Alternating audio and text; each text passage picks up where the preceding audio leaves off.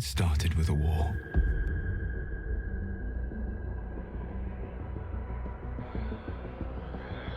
War breeds fear.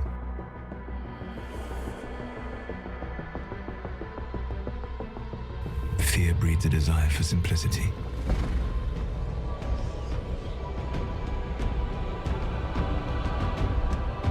Good and evil. Right and wrong. Chains of command.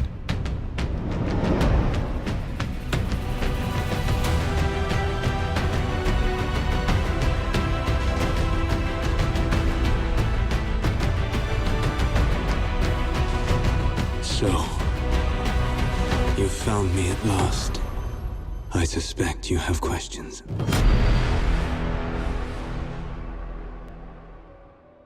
Hey guys, today me and Saria will be extensively delving into the latest The Dread Wolf Rises teaser, exploring a manner of things concerning Dragon Age 4. We've spent quite a bit of time piecing this video together, researching and speculating. We've really wanted to create a full investigation involving this teaser and how it could relate to the future narrative and forward games. So with no time to waste and plenty of lore and tinfoil to go through, let's crack on with our breakdown of The Dread Wolf Rises teaser. First up, the Red Lyrium Idol. Why the significance? If some people are wondering where this is from, this idol has been first seen by Hawk and Varric from DA2, where they find this idol in a thaig in order to raise enough money to rise up in the society of Kirkwall. Barchan is given this idol to ultimately sell it, but in return, shuts the doors of the thaig where Hawk and Varric first find it, which raises to the question, is this Red Lyrium idol ultimately evil, or does it represent something far worse, like a crucifixion of Mythal's death that happens to have blighted lyrium? Eventually, Meredith bought the idol, and somehow it was forged and now known as the Great Sword Certainty. If this idol is truly prophetic, is this the sword that represents a blade that would end the war from Meryl's prophecy? If we look in Dragon Age 2's art style, there's a huge similarity to the inspiration of this new mural in the teaser trailer.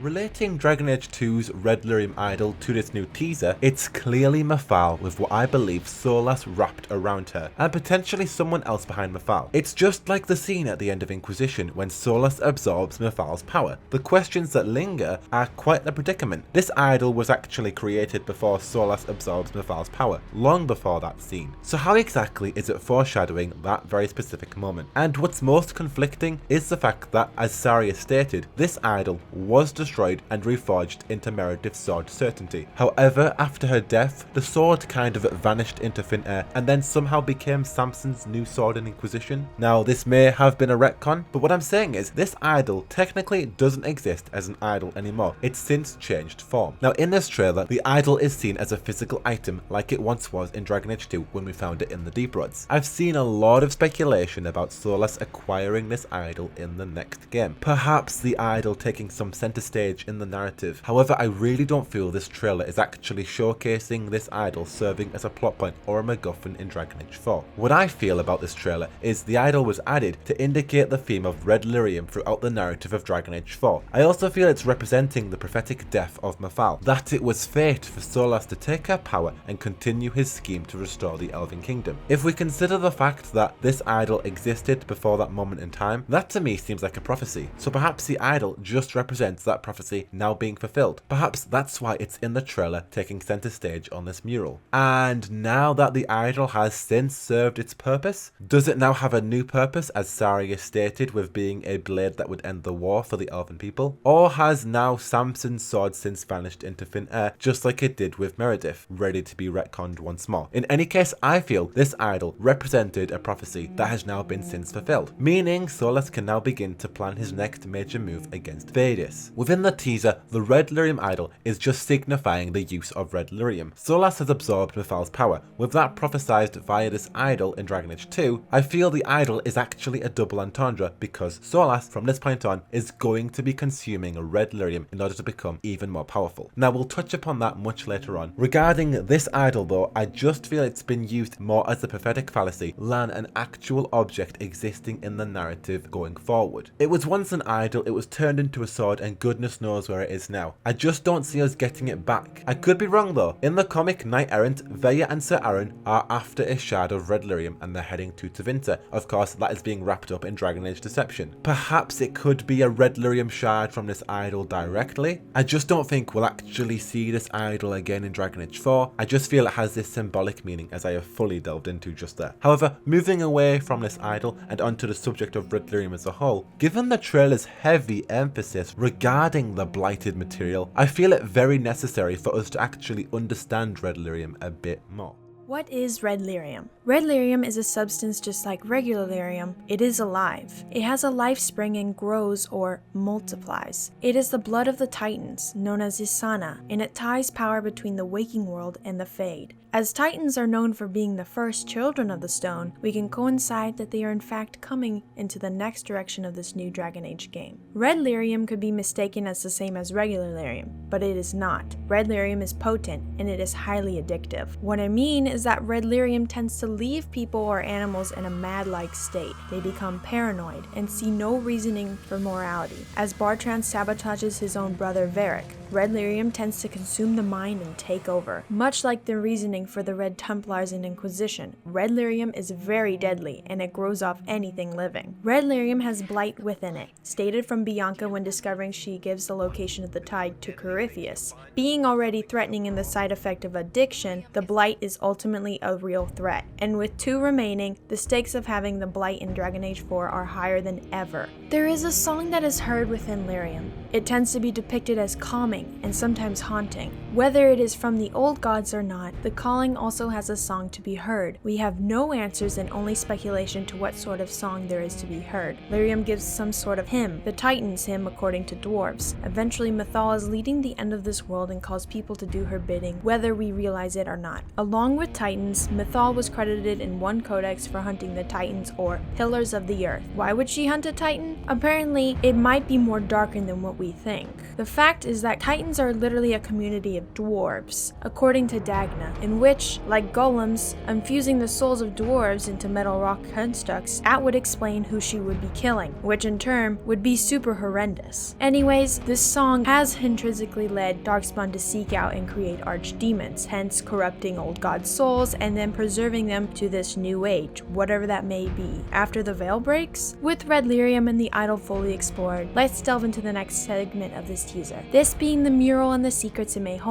First of all, there are 2 different murals, one of the actual artist posted on Twitter and the one used for the teaser trailer in the Game Awards. They have very distinct looks. The mural. The Emergent Compendium is a book found in the Black Emporium in Dragon Age 2. It was rumored to explain some future prophecy in future upcoming Dragon Age games. Some fans cracked out the code, and we are left with sentences that might give complete explanations for the mural given. 2 shadowed spheres, an eclipse as Fenherald stirred. This is part of the ending of the extra page that people figured out through their own code, and we obviously have an eclipse as Fenherald stirred, hence the Dreadwolf rise. Stir would be rise or wake up from sleep. Another codex from the Vir D'Thara also says kind of the same thing. For one moment there's a vivid image of 2 overlapping spheres. Unknown flowers bloom inside their centers, then it fades. There's a lot of circles and symbolism with circles throughout the Inquisition, but honestly, I'm just as confused or more now. Could there be an eclipse that rises and awakes the Dreadwolf? Or maybe it has to do with 2 blights being born at the same time. But to see something among stars raises there's a period of time that would cause an uproar, like we only have 3 days until the moon falls down on Thetis, although highly unlikely. And also, there's a threat from Solas questioning the factor of what the Order could potentially do if there's no more archdemons to kill, hence there would be no blight. Could he actually be slaying the last of these archdemons, and would he potentially kill them? Or is there a huge aftermath of defeating these old gods that could make things rise worse than ever before? Here's another spectrum to the spheres. 2 worlds do coexist, such as the Fade and the waking world of Thetis, and Lyrium potentially brings the effect of having the connection to both, hence bringing them together as one? We don't know honestly. But if we look closely, there are 2 golden half circles around the bigger centerpiece, and 5 gray half circles, which leads into the question, are these the 2 remaining left to look out for? They also look the same to the Titan slaying mural, so it might seem like this sphere would represent the core of a Titan. The tree to the side can actually represent many things in this mural. It could represent Mafal, however I feel it could even represent the Venendal, which is the communal tree in every alienage. Sacred to the common elves as well as the Dalish, with that context, this tree could simply represent the elven people behind this elven figure, meaning that the people are following whoever this mage is. Could the tree even represent the potential location of this mural? It's a huge dead tree. From what we can gather from the mural, it looks like it could be set in the mountains. Perhaps it's actually showcasing the journey towards the destruction of the Vale, or within the mural is the Vale already destroyed. The flames and the chaos, the fact that the Dread Wolf has arisen. It's complete chaos throughout this mural, with even hints of red colouring to represent Red Lyrium. Look at the circles. Regarding this mural, what's been most concerning for me and Saria was this male elf to the left. Initially, when I saw this trailer, I thought this had to be Elganan. Elganan going against Solas, God versus God battle, Pantheon versus the Dread Wolf. However, this mural actually plays tricks on the mind, and when I saw grey hair, others saw a bald elf. Now I figured at first perhaps Elganan would just be rivaling Solas as he rises up against the Dread Wolf. However, this is mere tinfoil because the elf has actually been confirmed to be most bald, and most likely Solas, the artist of this mural, confirmed that on Twitter. So it's indefinitely Solas. Again though, there are other elves in the Dragon Age franchise that are bald, but this specific trailer regards the Dread Wolf rising up, and I presume it's most definitely Solas. So with that context there, could the tree represent the Venendal, representing the community of the elven people? Could they be right behind Solas as he prepares to destroy the Vale? Is he rivaling against the Dread Wolf with the elven people, or is he actually transforming into the Dread Wolf with the elven people by his side? If this is the case, that this bald elf is Solas, this lends us to ask the question, who is the Dread Wolf? Is Solas not the Dread Wolf? Well, we don't really know, and we can't actually quite specify that right now. Whoever says so, don't believe them. This is complete speculation. The facts of the matter are, Solas only took the name of the Dread Wolf. He basically stole it. He did that to strive fear into his foes and also hope into his friends. The title has just been stolen, meaning it could belong to anyone. And as it seems, it may not even relate to Solas directly. If that's the case, then who is the Dread Wolf? Or perhaps what is the Dread Wolf? Other than the fact that this beast has bright glowing eyes of red lyrium, we can really only speculate who else the Dread Wolf's identity could be. There's a history of Mythal's suspect of a sinner amongst the crowd. I believe that this wolf has a resemblance of the codex mentioned below. His crime is high treason. He took on a form reserved for the gods and their chosen, and dared to fly in the shape of the divine. The sinner belongs to Durthaman. He claims he took wings at the urging of Gillilan and begs protection from Mythal. She does not show him favor and will let Elganon judge him. For one moment, there's an image of shifting shadowy mass with blazing eyes whose form may be one or many. Then it fades. This shadowy mass with blazing eyes does seem to resemble the Dread Wolf as a whole, and although that might not be the sinner mentioned above, it does show similarities. And Red Lyrium is known to have threatened the gods, especially Mythal. When Mythal and Andrew fought for 3 days and 3 nights, this is a longer codex, so I'll just be reading the main points and paraphrasing in this text. One day, Andrew grew tired of hunting mortal men and beasts. She began stalking the Forgotten Ones, wicked things that thrive in the abyss. Andrew suffered longer and longer periods of madness after returning. Andrew put on armor made of void and forgot all her true face. Then she started to make weapons of darkness, and plague ate her lands. She held things meant to be forgotten, and other gods became fearful. Andrew would hunt them in turn. So what Mythal did is become a monstrous creature, and rumored that she would be waiting for her in the base of a mountain. When Andrew came, they began to fight, and basically Mythal stole her knowledge to find the void, and then peace returned. Eventually we figure out there's a reason Andrew went down and hunted the Forgotten Ones. The thing is, Andrew brought this plague and madness up to the surface, and eventually made armor from the void. Hence, Lyrium is a huge suspect. Like Samson having an armor of red lyrium, and we do have to use a certain sort of rune to defeat it.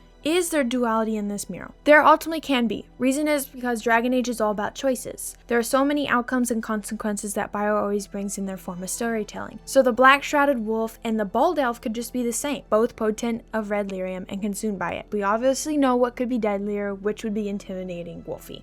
And that makes everyone happier. For people, it's all about killing the egg hole. And for some, like Saria, it's redeeming that bloody elven Loki. Is Is the Dread Wolf the real antagonist? Undoubtedly, I would say the Dread Wolf is definitely one of the many antagonists of Dragon Age. However, I feel we really need to be able to understand more of their motivations from them. If it's Solas, that's great, we can really delve into that. But if it is someone else, then I feel like we need to really understand the character that is the Dread Wolf and what they're yearning to do. If it is just to kill Solas, take over the world, or if it's some other hidden elven agenda. Regardless, I do feel like the Dread Wolf will be the main antagonist of Dragon Age 4. Unless it is Solas, then it kind of gets complicated, but we will end on that note. What we really need to think about is the factor of strength this antagonist has. Anyone that says so casually about destroying the world must know that doesn't take a snap of the fingers to do it. Eventually, it all comes down to the reasoning of these drastic reactions from Mafal's death. Everything went to complete chaos when Mafal died, being the deity she is, so if there's anyone to blame Solas going through this whole fiasco, it's because of the good old All-Mother herself. Assuming the elf is Solas, then what's going on with him in the next game? So Solas is consuming Red Lyrium avidly, in my opinion, to defeat the Dread Wolf. Potentially. I'll play around with a few other narratives too, but he is basically consuming Red Lyrium to the brink right here. We look at the red circle covering his face in the mural. Whenever we've seen a red circle over someone in a mural, they've been deeply affected by Red Lyrium. Look at Meredith's art piece in Dragon Age 2's loading screen, for example. It's exactly the same. So is Solas harboring as much Red Lyrium as possible to gain more strength to defeat or equal the Dread Wolf's power? Does he need to use the Dread Wolf to then help destroy the Veil, or are we long past this point? The time frame within this mural looks like it's endgame material. As we speculated, this could be within the Veil's very destruction. Perhaps it was even tearing the friggin' Veil down that awoke the Dread Wolf in the first place. And since its destruction, Solas has a new task, which is to now kill the Dread Wolf, relinquishing the war between the elven gods once and for all. Now, other people do think that the Dread Wolf may be more antagonistic, being a combination of other elven spirits bound to this wolf. Perhaps the Dread Wolf is many manifested elven god spirits, or even an elven pantheon mage.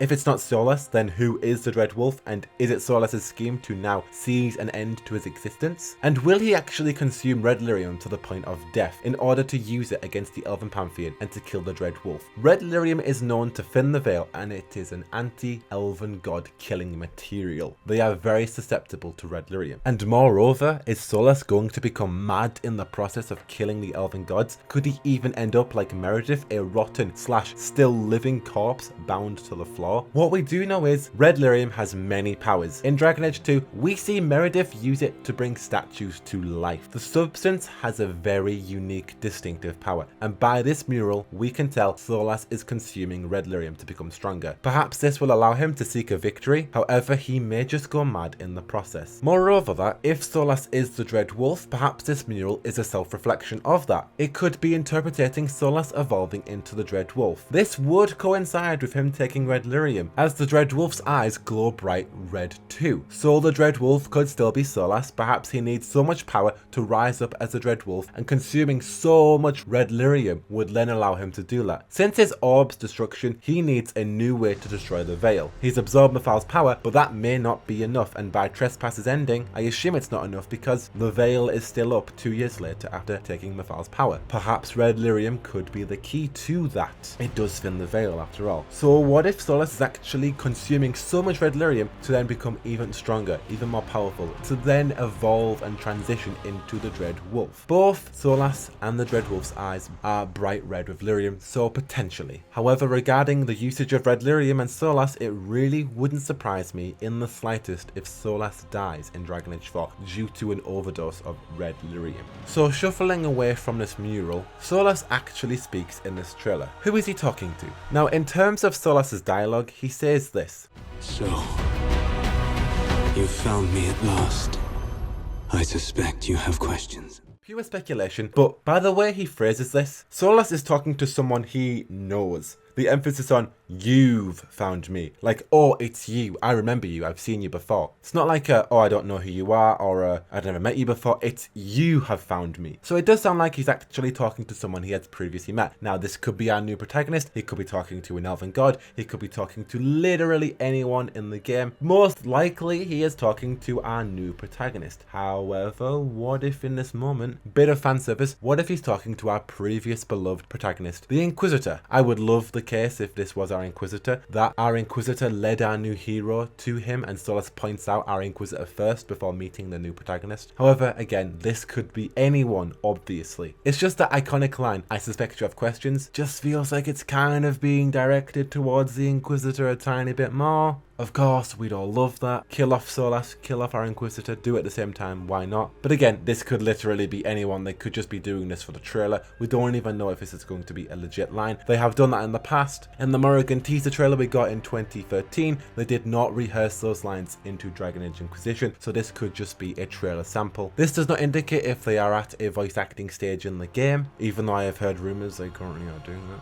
Is Solas going to be an anti-hero? Solas is going to die killing the idea of godhood with him. Solas is going to kill all the gods. Goodbye, cruel world. Honestly, I believe he's going back into the world of his time, and let Mythal be the voice of reasoning to not destroy the foundations of the world, the Titans. I do feel that Solas will be an anti-hero. I do not think that he will actually be the full antagonist of the game. I feel there's so much depth and so much complexity in his character for him to just be this antagonist. That being said, I would love to see him go full berserk, full crazy, really getting into his scheme of killing the elven gods, destroying the idea of godhood, and then knocking out the veil. I would definitely love to see a full-on power-driven Solas. However, I do feel that he will be an anti-hero, that he will actually play alongside our new protagonist. Not with them, but alongside them. I feel that there could actually still be an ulterior evil in this plot, like the Titans rising up, or potentially the Blights. And I feel that Solas will inevitably need our help to help him then destroy the veil. And I feel that before he gets to that point, something else could happen, or a new plot could come along, like the Dread Wolf Rising if he is not the Dread Wolf. However, I feel that there is such an enraptured plot that anyone could be the antagonist of Dragon Age 4. And to say it plainly like it's Solas, it's kind of naive and kind of ignorant of the plot of Dragon Age and the way it's going forward with all of these different antagonists. So this has been our quick thoughts on this trailer and everything lore-wise that it surrounds it. We're also going to delve into even more tinfoil on our next podcast. We'll definitely got more to say on this. Anyhow, tell us your thoughts down below, but all things Dragon Age, as you can tell, Saria And Jackdaw, have got you covered. you're already in the right place for the finest content. Until the next one, We should go.